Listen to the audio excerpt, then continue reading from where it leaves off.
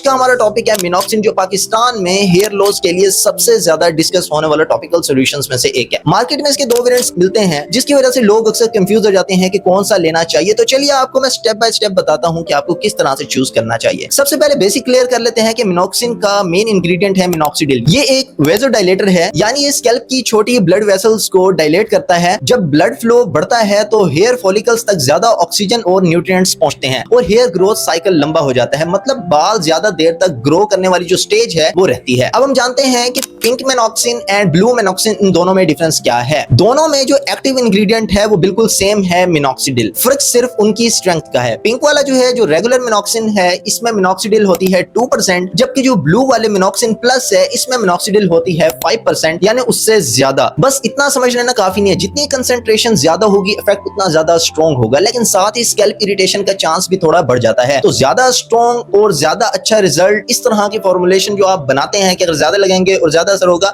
इससे बचना है। तो ज्यादा स्ट्रॉन्ग इज इक्वल टू ज्यादा अच्छा, ये वाला फॉर्मूला हर किसी के ऊपर फिट नहीं होता। अब बात करते हैं किसको कौन सा लगाना चाहिए। ये सबसे इंपॉर्टेंट पार्ट है, ध्यान से सुनिएगा। जो पिंक वाला है 2% जनरली उन लोगों के लिए बेटर स्टार्टिंग पॉइंट होता है जो पहली बार मिनॉक्सिडिल ट्राई कर रहे हो, जिनकी सेंसिटिव स्कैल्प रहता हो और जिनका अभी जो है हेयर थिनिंग के लिए अर्ली स्टेज हो।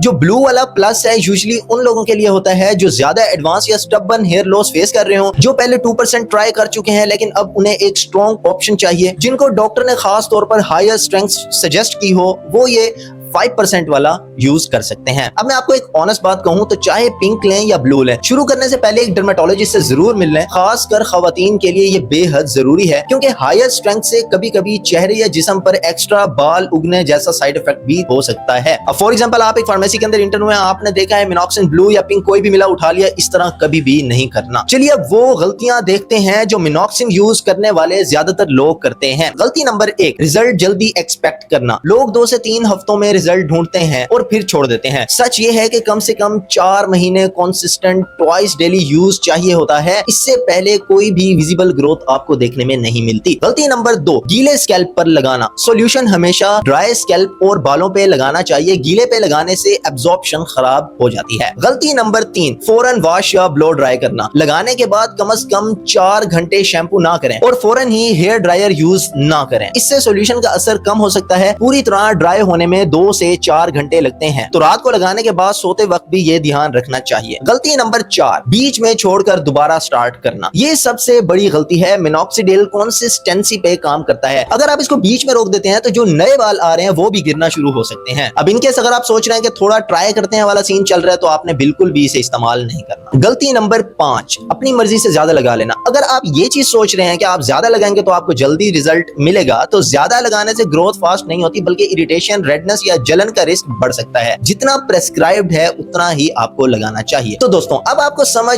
आ चुकी है कि पिंक और ब्लू मिनॉक्सिन में फर्क क्या है। फर्क है स्ट्रेंथ का, काम दोनों का सेम है और कौन सी आपके लिए सही है ये डिपेंड करता है आपके हेयर लॉस स्टेज और स्कैल्प टाइप पे। मेरी एडवाइस यही होगी कि शुरू करने से पहले आप डर्मेटोलॉजिस्ट से एक बार जरूर मिल लें, खास तौर पर अगर आप प्रेग्नेंट हैं, ब्रेस्ट फीडिंग कर रही हैं या दिल की कोई भी किसी को कंडीशन है। अगर ये वीडियो आपको हेल्पफुल लगी हो तो लाइक करें, शेयर करें एंड सब्सक्राइब करें। मिलूंगा आपसे एक न्यू वीडियो में। अगर आपको कोई सवाल है तो आप कमेंट बॉक्स के अंदर भी कर सकते हैं।